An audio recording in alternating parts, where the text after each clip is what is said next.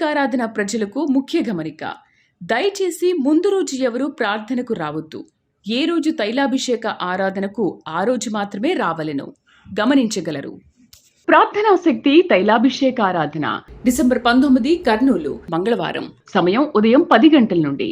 స్థలం SS gardens, Saint Joseph junior college దగ్గర, Nandikotkur road, Kurnool. ప్రార్థనా శక్తి తైలాభిషేక ఆరాధన డిసెంబర్ 20 బుధవారం. సమయం ఉదయం 10 గంటల నుండి. స్థలం జయరాజ్ గార్డెన్స్, రాయచోటి వెళ్లే బైపాస్ రోడ్, కడప. ప్రార్థనా శక్తి తైలాభిషేక ఆరాధన డిసెంబర్ 21 నెల్లూరు గురువారం. సమయం ఉదయం 10 గంటల నుండి. స్థలం శ్రీట్స్ ఫంక్షన్ హాల్, చెముడుగుంట, ఈనాడు ఆఫీస్ దగ్గర, నెల్లూరు. ప్రార్థనా శక్తి తైలాభిషేక ఆరాధన డిసెంబర్ 22 ఒంగోలు శుక్రవారం. సమయం ఉదయం 10 గంటల నుండి. స్థలం A1 convention hall, old Guntur road, Ongole. శక్తి తైలాభిషేక ఆరాధన డిసెంబర్ 23 అమలాపురం శనివారం. సమయం ఉదయం 10 గంటల నుండి.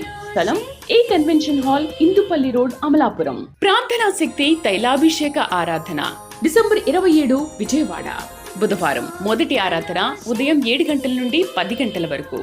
రెండవ ఆరాధన ఉదయం 10 గంటల నుండి 1 గంట వరకు. Mary Stella auditorium, పంటకాలువ road, NTR circle, Vijayawada. యేసయ్య నామములో మీకు వందనాలు తెలియపరుస్తారని ఈ దినము వరకు దేవుడు సిద్ధపరిచిన వాగ్దానాన్ని మనం స్వాధీనపరచుకుందాం. పరిశుద్ధ గ్రంథంలో నుండి యోబు గ్రంథము 11వ అధ్యాయము 16వ వచనం. నిశ్చయముగా నీవు నీ దుర్దశను నీవు మరిచెదవు. నిశ్చయముగా వాగ్దానం నోట్ చేసుకోండి. యోబు గ్రంథము 11వ అధ్యాయము 16వ వచనం ద్వారా ప్రభు మిమ్మల్ని దర్శిస్తూ ఉన్నారు. Job chapter 11 verse 16. నిశ్చయముగా నీ దుర్దశను నీవు మరిచెదవు, దాటిపోయిన పారు నీటిని జ్ఞాపకం చేసుకున్నట్లు నీవు దానిని జ్ఞాపకము చేసుకునేదవు. ఎంత అద్భుతమైన వాగ్దానం దేవుడు ఈరోజు మీకు ఇస్తూ ఉన్నాడు. చాలా ఉన్నతమైన వాగ్దానం ద్వారా ప్రభు మీతో మాట్లాడుతూ ఉన్నారు. నీవు నిశ్చయముగా నీ దుర్దశను మర్చెదవు. నా బ్రతుకంతా అప్పులో అప్పులో అప్పులో అని అనుకుంటున్నావు. ఎప్పుడు రోగము రోగము రోగము అని అనుకుంటున్నావు. అన్నీ బాగున్నాయంటే గర్భాన్ని పుట్టిన బిడ్డ ద్వారా నాకు నెమ్మది లేదు, శాంతి లేదు. బిడ్డ ఏమైపోతుందో, కొడుకు ఏమైపోతాడు, లేకపోతే నా బ్రతుకు ఏమైపోతుంది, ఇంత చదువుకున్నాను, నన్ను ఏ దారికి వెళ్ళాలో నాకు అర్థం కావట్లేదు, లేకపోతే నన్ను ఎవరు పెళ్లి చేసుకుంటారో, రకరకాలుగా ఎన్నో సమస్యలు. ఇంతవరకు ఎన్ని ప్లాన్లు చేసినా ఏది సక్సెస్ కాలేదు. జీవితంలో విసుగు చెందిపోయిన స్థితి కలిగి ఉన్నావు కదా. ఈరోజు దేవుడు నీతో మాట్లాడుతున్న మాట ఏంటంటే, నీవు నిశ్చయము నీ దుర్దశను మర్చెదు. నేను అప్పుల పాలైపోయినా, ఆ అప్పుల్లో ఎలాగ బయటకు వచ్చాను అని అనుకుంటావు. నాకు ఇల్లు లేనప్పుడు ఎంత బాధపడ్డాను, కానీ ఆ బాధ నాకు జ్ఞాపకం చేసుకుంటే అసలు నాకు జ్ఞాపకం రావట్లేదు. ఇల్లు లేనప్పుడున్న బాధ, అప్పులైపోయినప్పుడున్న బాధ, అవి తీరిపోయిన తర్వాత, దేవుడు నీకు మంచి గృహం ఇచ్చిన తర్వాత, నీకు మంచి జీవిత భాగస్వామిని ఇచ్చిన తర్వాత, అవమానాలన్నీ కూడా మర్చిపోతావు, అన్నీ మర్చిపోతావు. నీవు రిపీట్ చేసుకుని జ్ఞాపకం చేసుకున్నా సరే ఆ పడిన బాధ ఎలా ఉంటుంది అన్నాడంటే, ఇక్కడ చెప్తా ఉన్నాడు, దాటిపోయిన పారు నీటిని జ్ఞాపకం చేసుకున్నట్లుగా. నీరు వచ్చి వెళ్ళిపోయిన తర్వాత ఆ నీరు ఎలా వెళ్ళింది ఏంటి అని చూస్తే అది ఎక్కడికో అది చేరిపోతుంది, డ్రై అయిపోతుంది. ఎలాగొచ్చింది ఎలా పోయిందని అనుకుంటావో, ఈ రోజున నీ కష్టం కూడా అలా మాయమైపోతుంది అనమాట. నువ్వు నమ్ముతున్నావా? నిన్ను సంతోషపెట్టాలని చెప్పట్లేదు నేను. దేవుని వాక్యము పరిశుద్ధాత్ముడు నీకు బయలుపరుస్తూ ఉన్నాడు. ఆయన సేవకుడిగా నా నుండి నీతో మాట్లాడుతున్నాడు. నీ కష్టకాలం అంతా మర్చిపోతావు, దరిద్రం అంతా మర్చిపోయేలాగా దేవుడు చేస్తున్నాడు. అవన్నీ మర్చిపోవాలంటే నువ్వు చాలా ఎత్తులో నువ్వు నిలబడినప్పుడే మర్చిపోగలవు. అంత ఎత్తులో దేవుడు నిన్ను నిలబెట్టబోతున్నాడు. దేవుడు నిన్ను తృప్తిపరిచి ఆయన దీవెనలకు వారసుడిగా నిన్ను ఆయన బ్లెస్ చేసి ఉన్నాడు. ఆత్మ నీకు తోడైండును గాక. ఆమేన్. God bless you. ప్రియులరా, ఆయన కన్యమరి గర్భాన్ని జన్మించారు. ఆయన పుట్టక మునిపే యెషయా ప్రవక్త ప్రవచించాడు, ఆయన ఆశ్చర్యకరుడు, ఆయన ఆలోచనకర్త, ఆయన బలవంతుడగు దేవుడు, నిత్యుడగు తండ్రి, సమాధాన కర్తని అధిపతి అని ఆయనకు పేరు పెట్టబడను. ఆశ్చర్యకరుడు. ఆశ్చర్యకార్యాలు, మామూలు కార్యాలు కాదు. ఏం కార్యాలు? ఆశ్చర్యకార్యాలు. ప్రియులరా,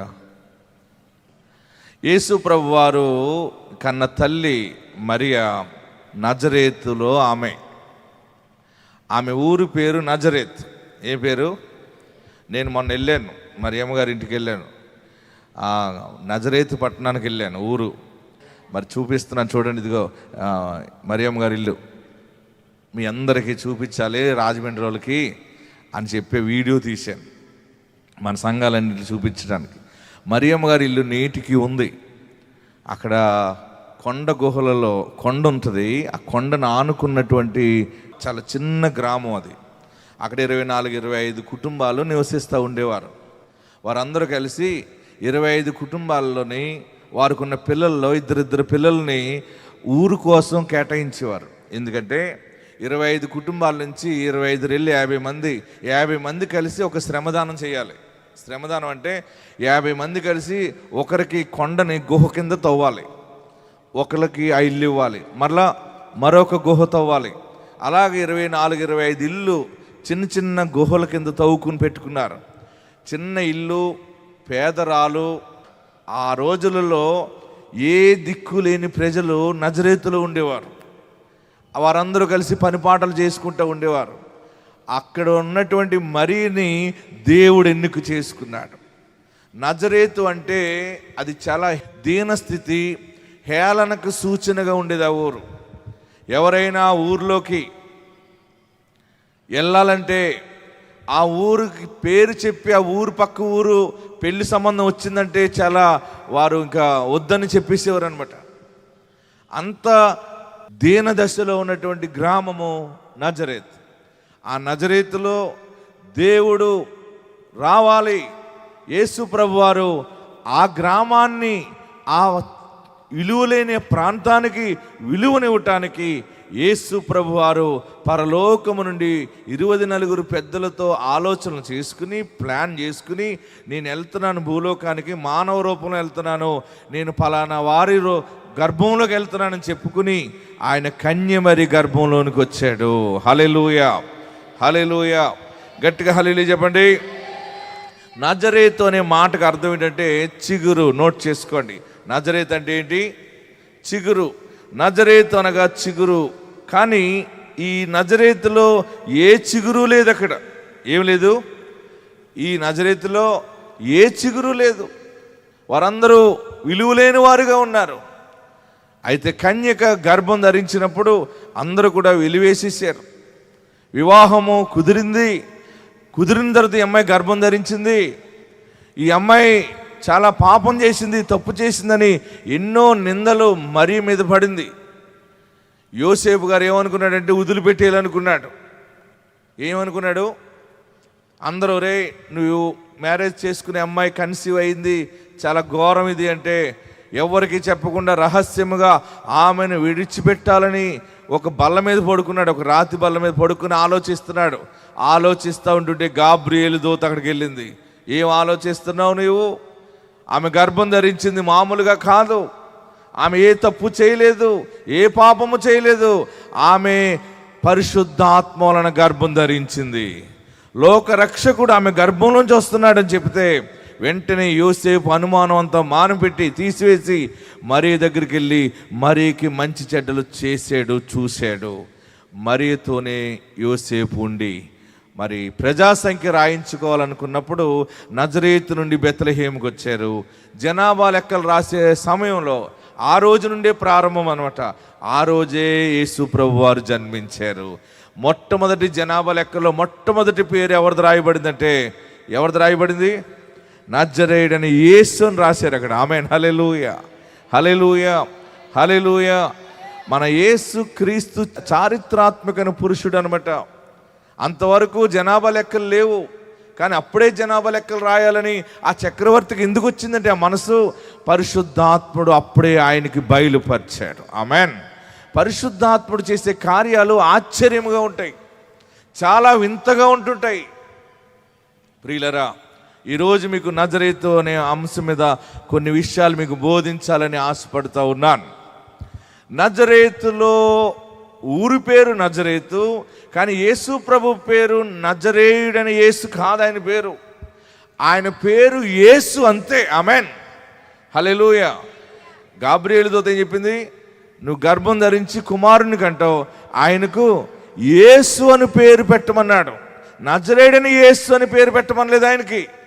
కానీ ఆయన ఆ గొప్ప రక్షకుడు నజరేతులో ఆ మరీ గర్భాన్ని ఉద్భవించినందుకు ఆయనకి అందరూ కూడా నజరేయుడని యేసు అని పేరు పెట్టారు. నజరేయుడు అంటే హేళనకి గుర్తు అనమాటది. దేనికి గుర్తుంది? అవమానానికి గుర్తు. ఎందుకంటే ఆయన చిన్న వయసులోనే ధర్మశాస్త్రాన్ని గురించి చెప్తూ ఉండేవాడు. ఆయన ఏది మాట్లాడినా పండితులు గొప్ప గొప్ప వారు మధ్యకెళ్ళి వారికి తెలియని విషయాలు కూడా ఈయన మాట్లాడుతూ ఉంటుంటే సమాజ మందిరంలో అదిని బయట ఊర్లోకి వీళ్ళు మాట్లాడుతూ ఉంటుంటే, ఎవరు నువ్వు ఇంత గొప్ప మాటలు మాట్లాడుతున్నావు, అమ్మో నువ్వు చాలా గొప్పవాడుగా ఉన్నావు, నువ్వెక్కడ, నీ అడ్రస్ ఎక్కడంటే మాది నజరేత్ అండి అని యేసుప్రభు వారు చెబితే, ఓహో నజరేయుడువా, నజరేతోడువా నువ్వు, ఈయనకి ఎంత విలువ ఉన్నా, ఈయన దగ్గర ఎన్ని వరాలు ఫలాలున్నా చివరికి ఊరు పేరు చెప్పేటప్పటికి ఆయనకి విలువ లేకుండా చేసేసాడు. హల్లెలూయా, హల్లెలూయా. హేళన, అవమానాన్ని ఆశీర్వాదంగా మార్చటానికే యేసు భూలోకానికి వచ్చి ఉన్నాడు. ఆమెన్. చివరికి హేళన ఎలా అయిపోతా ఉంటే ఒక్కొక్కసారి మన బ్రతుకులో కూడా చిన్నపిల్లలు కూడా హేళన చేస్తారు. యేసు ప్రభు వారిని దెయ్యము కూడా హేళన చేసింది. వాక్య భాగంలోకి వెళ్దాం, చూడండి. హేళన ఎన్ని రకాలుగా చేయబడ్డాడు అతనంటే, ఊరు పేరుని బట్టి హేళన చేయబడటం. ప్రియులరా, పరిశుద్ధ గ్రంథంలో మార్కు సువార్త 1వ అధ్యాయము 24వ వచనం, ఎంత గొప్ప దేవుడు, ఎంత గొప్ప పరిశుద్ధుడు కన్యమరి గర్భాన్ని జన్మిస్తే ఆయనను దెయ్యం పట్టినవాడు, అపవిత్ర ఆత్మ పట్టినవాడు కూడా హేళనగా మాట్లాడుతూ ఉన్నాడు. ఏమని మాట్లాడుతున్నాడు చూడండి, మార్క్ చాప్టర్ 1:24. వాడు నజరేయుడు అగు యేసు. 23వ వచనం చదవండి. ఆ సమయమున వారి సమాజ మందిరములో అపవిత్రాత్మ పట్టిన మనుషుడు ఒకడుండెను. వాడు నజరేయుడగు యేసు. వాడు అంటున్నాడు అనమాట, మళ్ళీ చెప్పండి, నజరేయుడగు యేసు మాతో నీకేమి, మమ్మ నశింపజేయుటకు వచ్చితివా, నువ్వెవడవో నాకు తెలియను, నీవు దేవుని పరిశుద్ధుడు అని కేకలు వేశాను. అపవిత్ర ఆత్మ పట్టిన వాడు కూడా యేసుని మాట్లాడేటప్పుడు ఆ విలువ లేని ఊరు పేరు పెట్టి మాట్లాడుతూ ఉన్నాడు. ఆమెన్. తర్వాత పెద్దగా చెప్తూ ఉన్నాడు, కానీ మొదట అడ్రస్ చేసినప్పుడు ఏమని చేస్తున్నాడు? నజరేయుడు కదా, నువ్వు పెద్ద పరిశుద్ధుడివే, కానీ విలువలేని ఇంటిలో ఉన్నవాడు కదా నీవు, విలువలేని ప్రదేశంలో పుట్టినవాడు కదా నీవు. ప్రియులరా, మనం ఎంత చదువుకున్నా, ఎన్ని వరాలు ఫలాలున్నా, ఎంత గొప్పవాళ్ళం అవుతున్నా, కొన్ని సమయాల్లో మనల్ని చాలామంది హేళనగా మాట్లాడుతూ ఉంటుంటారు. ఇప్పుడు పడిపోయి చితికిపోయిన కుటుంబం నువ్వు నిలబడిన తర్వాత, మీ తాత మా కొట్లో పనిచేసేవాడు కదా, ఇప్పుడు ఎవరు నువ్వు ఐఏఎస్ ఆఫీసర్వా, మనం కలెక్టర్ హోదాలు వెళ్ళామనుకోండి, ఎవరు బాబు నువ్వు కలెక్టర్ ఏంటి, నేను ఇక్కడ ఆఫీసర్గా వచ్చానండి, గ్రూప్ 1 ఆఫీసర్గా వచ్చాను అని చెప్తా ఉంటుంటే, అబ్బో నువ్వు మంచి ఆఫీసర్ అయ్యావు, మన ప్రాంతం నుండి నువ్వు ఆఫీసర్ అయ్యావని అన్న ఎవడు ఏమంటారు? మీ అమ్మమ్మ మా తాతగారి ఇంట్లో పనిచేసింది గుర్తుందా నీకు? అవునండి గుర్తుందండి. ఇక్కడ ఇలాగ రోడ్డు అప్పుడు వెళ్ళేవాడు కదా నువ్వు? అవునండి. చాక్లెట్లు అడిగేవాడు కదా మమ్మల్ని? అవునండి. కానీ ఇప్పుడు ఆఫీసర్ అయ్యేవా, చాలా మంచిది. అంటే ఆడ ఎంత స్థితిలో ఎదిగినా కానీ నీవు విలువ లేని వాడివే అని మాట్లాడటం అనమాట. మన వాళ్ళు గాయాన్ని పెద్దది చేయటంలో నెంబర్ 1 మన వాళ్ళే. ఏది దరిద్రమో దానినే ముందెడతారు. అపవిత్రాత్మ పట్టుకున్న వాళ్ళందరూ ఇలాగే మాట్లాడుతూ ఉంటుంటారు. ఆమెన్. హేళన చేసేవాడే అపవిత్రాత్మ కలిగిన వాడు. ఆమెన్. దెయ్యము పట్టినవాడు, దురాత్మ పట్టినవాడు యేసు ప్రభు వారిని, ఓ యేసు నువ్వు పరిశుద్ధుడు అంటలేదు. అపవిత్రాత్మ పట్టినవాడు ఏమంటాడంటే, నజరేయుడగు యేసు. ప్రియులరా, కొన్ని సమయాల్లో దెయ్యాలు కూడా మనల్ని హేళన చేస్తాయి. కొన్ని సమయాల్లో మనతో మాట్లాడలేని వారు కూడా మనల్ని హేళనగా మాట్లాడుతుంటారు. ఎవరు నిన్ను హేళనగా మాట్లాడినా ఆ హేళన కలిగిన నజరేతుని ఈరోజు పుణ్యక్షేత్రంగా దేవుడు చేసి ఇచ్చాడు ప్రపంచాన్ని. హల్లెలూయా, హల్లెలూయా. ప్రపంచములో లక్షలాది మంది ప్రజలు డబ్బు కట్టుకుని వస్తున్నారు అక్కడికి. నజరేతు దగ్గరికి వెళ్ళడానికి అసలు ఖాళీ ఉండట్లేదు. ఆ విలువలేని ఊరు, ఈ విలువైన మహానుభావులందరూ ఎందుకు వస్తున్నారంటే అది పరిశుద్ధాత్మ కార్యము. నమ్మిన వారందరూ గట్టిగా చప్పట్లు కొట్టి ప్రభువుని స్తుతించండి. ఎక్కడ హేళన చేయబడతావో, ఎక్కడ శోధించబడతావో, ఎక్కడ డిగ్రేడ్ చేయబడ్డావో, ఎక్కడ తల దించుకున్నావో అక్కడే దానిని మహాపట్టణముగా, గొప్ప సాక్ష్యముగా దేవుడు నీ జీవితంలో జరిగిస్తా ఉన్నాడు. నమ్మిన వారు అందరూ కూడా ఇది నాకే, ఈ వాగ్దానము నాకే అని నమ్మిన వారందరూ 2 చేతులు పైకెత్తి గట్టిగా చప్పట్లు కొట్టి హల్లెలూయా అని కేకలు వేయండి. దెయ్యాలు, అపవిత్రాత్మ పట్టిన వారు ఎవరు మనల్ని తక్కువ చేసి మాట్లాడినా అది మనకు ఆశీర్వాదమే. ఆమేన్. ప్రియులరా, ఆలోచన చేయండి. హేళన ఎక్కడ చేయబడతామో, ఏ స్థలములో హేళన చేయబడ్డామో, ఏ ప్రదేశంలో హేళనగా నడవచ్చుకున్నానో అక్కడే రాజబిడ్డలతో దేవుడు నడిపిస్తూ ఉన్నాడు. యేసు ఎలాంటి వాడంటే ఆయనే మాదిరి చూపించాడు. నజరేత్ అనేటువంటి ఒక విలువలేని ఊరిలో, విలువలేని కుటుంబానికి ఆయన అక్కడ ఎందుకు ఉద్భవించాడంటే పెంట కుప్పల మీద ఉన్న వారిని పైకి లేవనెత్తువాడు. ఆమేన్, హల్లెలూయా. ఈ క్రిస్మస్లో పాలు పొందిన మీ అందరికీ ఈరోజు గొప్ప వాగ్దానం ఏంటంటే, హేళన, ఎగతాళి ఏ ఇంట్లో చేయబడుతున్నావో, ఏ మనుషులు ఎదుట దిగజారిపోయినట్టుగా తలదించుకునే పరిస్థితి వచ్చిందో అక్కడ దేవుడు నిన్ను రాజబిడ్డగా చేయబోతున్నాడు. హల్లెలూయా, హల్లెలూయా. ఆ నజరేతు వెళ్తుంటే ఎంత బడాయిగా ఉన్నారంటే వాళ్ళందరూని. మరియమ్మ గారి ఇంటికి వెళ్తుంటే అసలు అదొక రాజభవనంలా కట్టేశారు. అక్కడ కింద ఆ అండర్ గ్రౌండ్లో ఆ గుహ అలా ఉండిపోయింది, దాని మీద పెద్ద మందిరం కట్టారు. యోసేపు గారి ఇల్లు ఎక్కడుందా అంటే ఇంకొక 10 ఇల్లు అవతల దూరం ఉందంటే యోసేపు గారి ఇంటికి వెళ్ళాను. ఆయన పడుకున్న చోట దిమ్మ అలాగే ఉండిపోయింది. ఆ దిమ్మ దగ్గరికి వెళ్ళాను, వీడియో తీశాను. యోసేపుతో మరీ మాట్లాడిన ప్రదేశాన్ని దర్శించాను. ఎన్ని గమనించాను. ఆలోచన చేసింది ఏంటంటే, అవమానము ఎక్కడుంటుందో ఆయన అక్కడ ఉద్భవిస్తాడు. ఎక్కడ చెడిపోయామో, నీ బిడ్డకు ఉద్యోగం లేదని, నీ భర్తకి స్థితిలు బాగాలేదని, లేదా రోగమని ఎవరెవరు నీ మీద ముద్రేసి నిన్ను అందరూ దూరం పెట్టారో వారందరి ముందు నిన్ను దేవుడు తలగా చేయబోతా ఉన్నాడు. హల్లెలూయా, హల్లెలూయా. అలా బ్రతుకుతూ ఉన్నాం కానీ మన హృదయంలో ఎంత బాధ ఉంది. ఒక్కొక్క గుండెని అలా టచ్ చేస్తే ఆ దుఃఖము మనకి ఒక నదీ ప్రవాహంలాగా వచ్చేస్తుంది అనమాట. కానీ అందరూ కూడా ఆ దుఃఖాన్ని అలా దిగమింగుకుని కాపురాలు చేస్తున్నారు. ఆ దుఃఖాన్ని అలా దిగమింగుకుని పిల్లల్ని పెంచుతున్నారు. ఆ దుఃఖాన్ని, కష్టాన్ని దిగమింగుకుని పదే రిపీట్ రాకుండా దాన్ని మర్చిపోవటానికి ఎన్నో ప్రయత్నాలు చేసి వాగ్దానం ద్వారా బ్రతుకుతూ ఉన్న నిన్ను ఆయన పైకి లేవనెత్తుతున్నాడు. హల్లెలూయా. శాంతి లేని నీ కుటుంబంలో, నీ కాపురంలో ఆయన శాంతిని కలగజేస్తున్నాడు. కొన్ని సమయాల్లో మన పరిస్థితి ఎప్పుడైతే డౌన్ అయిపోతుందో అందరూ కూడా మాట్లాడటానికి ఛాన్స్ దొరుకుతుంది.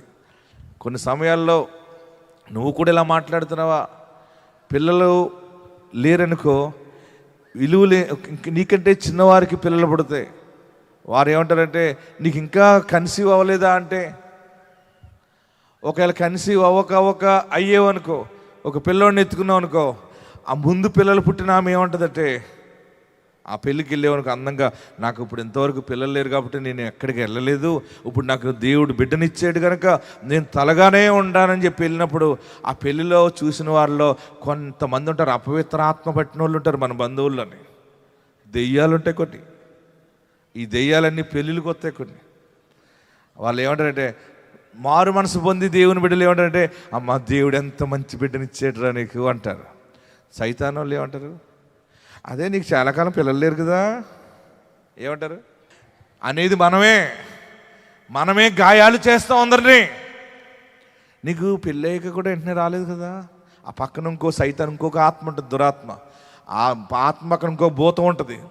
అదే 7 సంవత్సరాలు కూడా రాలేదు పిల్లకి అంటది. ఆ మాటలు మనల్ని కృంగదీస్తాయి. పెళ్ళయిందని నా భర్త ఇటుగో మంచి ఉద్యోగం చేసేవాడు చెల్లితే, మంచి ఆస్తికర్త వచ్చి చెప్తే, నీకు చాలా కాలం పెళ్ళి అవ్వలేదు కదా. ఇల్లు కట్టుకున్నావు, రండిరా బాబు అందరూ రండి భోజనం చేయండి, మంచి ఇల్లు కట్టుకున్నా అంటే మీకు ఈ మధ్య కట్టుకున్నారే. మొన్న ఒక అతను అంటున్నాడు, ఈ మధ్యనండి వీళ్ళందరూ పైకి వచ్చేసారు, ఒకప్పుడు మేమేనండి అన్నాడు. ఇప్పుడు నీ సంగతి ఏంటన్నాను. మా పరిస్థితి ఎందుకులేండి, ఇక బీడీ కూడా ఎరువు అడుగుతున్నాను అంటున్నాడు. ప్రియులరా గమనించండి, పెంట కుప్పలుగా ఉన్నటువంటి నీ బ్రతుకుని నా బ్రతుకుని నేను వాగ్దానం తీసుకుని చెప్తున్నాను మీకు. జనవరి 1 నుండి కొత్త సంవత్సరం మీరందరూ జీవితాల్లో సర్వ సమృద్ధిని చూడబోతా ఉన్నారు. సర్వ సమృద్ధి, అది మామూలు సమృద్ధి కాదు. అది నేను అనుభవిస్తున్నాను, మీకు చెప్తున్నాను. నేను ప్రార్థన చేసుకున్నాను, ప్రభువా డిసెంబర్ మాసంలో ఏం చెప్పాలి, జనవరి వాగ్దానాలు ఏంటి ప్రభు అని అడిగితే క్యాలెండర్ మీద కూడా ఒకటి వేసాను, భూమి పంట నీకు అతిశయాస్పదముగా ఉంటుంది. మన క్యాలెండర్లు వచ్చినాయి, మీరందరూ పెట్టుకోండి.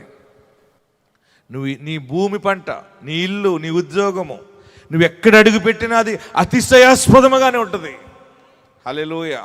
నీ చేతుల కష్టార్జితం దీవించబడుతుంది. నా ప్రియ సహోదరులరా, ఈ దినము దేవుడు నీ కన్నీటిని, నీకు జరిగిన అన్యాయాన్ని, నీ ఒంటరితనాన్ని, నీ లేమిని, నీ బేదరికాన్ని, ఒంటరిగా కుమిలిపోతున్న నీ స్థితిని, అందరి ముందు తలెత్తుకోకుండా అయిపోయిన నీ అవమానాన్ని ఆయన ఆశీర్వాదముగా చేయుచున్నాడు. ఎక్కడ నీకు కలిసి రాలేదో దానిని కలిసి వచ్చేలా చేస్తాడంతే. ఎక్కడ ఏ మనుషులు నీకు పిల్లలు లేరు అన్నారో, నీ పిల్లలు నేనెత్తుకుంటాను, నీ బిడ్డను చూసేగా నాకు మంచి జరిగిందని అలాంటి సాక్ష్యాలు దేవుడు లేవనెత్తుతా ఉంటాడు. హల్లెలూయా. ఉద్యోగం లేదని ఎవరిని హేళన చేశారేమో, నీ కాపురం సరిలేదు, నీ భర్త సరిలేడు, నీ భార్య సరిలేదని హేళన చేశారేమో, వారి ముందే అద్భుతమైనటువంటి సియోను కుటుంబముగా నువ్వు కట్టబడుతున్నావు. దేవుడు నిన్ను జ్ఞాపకం చేసుకున్నాడు. అందరూ కూడా లేచి నిలబడి తలలు వంచండి, కళ్ళు మూసుకునండి. ఎక్కడున్నవారు అక్కడ లేచి నిలబడి 2 చేతులు ఆకాశం వైపు చాపి, ఈ డిసెంబర్ మాసంలో ఈ క్రిస్మస్ దినాన్న హేళన చేయబడిన నీ స్థితి, గత కాలంలో ఎక్కడెక్కడ హేళనగా అయిపోయావో ఏంటో, నా పేదరికాన్ని బట్టి నా బిడ్డలో నేను మీకు లోకు అయిపోయానని ఏడ్చావు కదా, నాకు సరైన ఆదాయం లేక వీరందరి ముందు తలదించుకునే పరిస్థితి అయిపోయింది దేవా, నన్ను ఇలా ఎందుకు పెట్టావని ఏడ్చావు కదా, నేను ఎలా బ్రతకాలి, నేను ఎలాంటి జీవితం జీవించాలి, నన్ను ఇలా చేసేసేవేంటి, నా బ్రతుకు ఇలాగ అయిపోయింది నన్ను ఏడుస్తున్నావు కదా. ఒంటరిగా ఉండి మనసు చంపుకుని పని చేస్తున్నావు కదా. దేవుడు నిన్ను జ్ఞాపకం చేసుకున్నాడు. దేవుడు నిన్ను జ్ఞాపకం చేసుకున్నాడు. నా జ్ఞానం ఏమైపోయింది, నా తెలివి ఏమైపోయింది, నా బ్రతికేంటి అసలు, నేను ఇలా ఎందుకు అవమానపరచబడుతున్నాను, అందరూ కూడా నన్ను ఎగతాళి చేస్తున్నారని ఏడుస్తున్నావు కదా. ఆ ఎగతాళిని ఆశీర్వాదంగా దేవుడు మార్చుచు. అందరూ 2 చేతులు ఆకాశం వైపు చాపి, నా చెయ్యి నీ చేతిలో పెడుతున్నానయ్యా, ఎగతాళి చేయబడిన నా చెయ్యి, నా తల నీ వైపు ఎత్తుతున్నాను బాబు, నీవే నా ఆధారమై ఉన్నావు. నా జీవితాన్ని ఒక్కసారి జ్ఞాపకం చేసుకోవా. దీనులను పైకెత్తువాడా, పెంట కుప్పల మీద ఉన్న వారిని పైకి లేవనెత్తువాడా, నా చేయి పట్టుకోవా. చేతులు ఎత్తిన వారందరూ నమస్కరించండి, పైకే నమస్కరించండి. ఆయన ఆకాశమందుండి చూస్తున్నాడు. ఆయన పాదపీఠముగా మనం ఇక్కడ ఉన్నాం. ఆకాశం నా సింహాసనము, భూమి నా పాదపీఠము. మనమందరం ఇలా నమస్కరించటమే ఈ పూజే, ఇదే క్రిస్మస్. ఆయనను ఆరాధన చేస్తున్నాం. ఆశీర్వదించువాడే, తలగా నియమించువాడే. కళ్ళు మూసుకుని తలలు పైకెత్తి ప్రార్థన చేయండి. ఈ నెల నుండి ప్రత్యేకమైన ద్వారాలు దేవుడు తెరుస్తూ ఉన్నాడు. ప్రత్యేకమైన ద్వారాలు తెరవబడుతున్నాయి నీ పట్ల. నువ్వు విదేశాలు వెళ్ళటానికి ద్వారం తెరవబడుతుంది, నువ్వు వ్యాపారం చేయటానికి ద్వారం తెరవబడుతుంది, నువ్వు ఘనమైన సాక్ష్యము చెప్పడానికి దేవుడే పరలోకం నుండి ద్వారాలు తెరుస్తా ఉన్నాడు. ఏ మనుషులు నిన్ను చిన్న చూపు చూశారో, ఏ మనుషులు నీకు అన్యాయం చేశారో, ఎవరు నీకు ఎన్ని పోటు పొడిచారో, వారి మధ్య నీవు కిరీటం పెట్టుకుండబోతా ఉన్నావు. కిరీటముతో వర్తెలే రోజు వచ్చేసింది. కొత్త సంవత్సరం దయా కిరీటముగా దేవుడు ఇవ్వబోతా ఉన్నాడు. యేసయ్య, నా పాపాలు క్షమించు, నా యొక్క దోషాన్ని క్షమించు. నీకు విరోధంగా నేను ఏదైనా మాట్లాడానేమో, నీకు విరోధంగా నేను తప్పు చేశానేమో, నన్ను పరిశుద్ధపరచు, నన్ను పవిత్రపరచు. నీ పాపాన్ని కడిగివేయటానికి ఆయన రక్తాన్ని కార్చాడు. నువ్వు అది తెలుసుకుంటే చాలు. ఈరోజు గొప్ప వాగ్దానమే. నీ బ్రతుకు యూటర్న్ చేసాడైనా, ఎప్పుడో కాదు, ఈ క్షణమే నీ దుఃఖములను యూటర్న్ అయింది, నీ దరిద్రాన్ని యూటర్న్ చేశాడు. మరలా ఎత్తైన కొండపైకి ఆయన ఎక్కించబోతున్నాడు, మరలా చేయి పట్టుకోబోతా ఉన్నాడు. ఆయన నీ చేయి విడిచిపెట్టలేదు. ప్రార్థన చేయండి. యేసయ్యా, నన్ను ఆశీర్వదించు. యేసయ్యా, నాకు దేవుడిగా ఉండు. నేను నిన్ను విడువనయ్యా. నా బ్రతుకు కాలం అంతా నీతో ఉంటానయ్యా. నిన్నే స్తుతిస్తాను, నిన్నే పూజిస్తాను, నిన్నే ప్రార్థిస్తాను. హల్లెలూయా, హల్లెలూయా.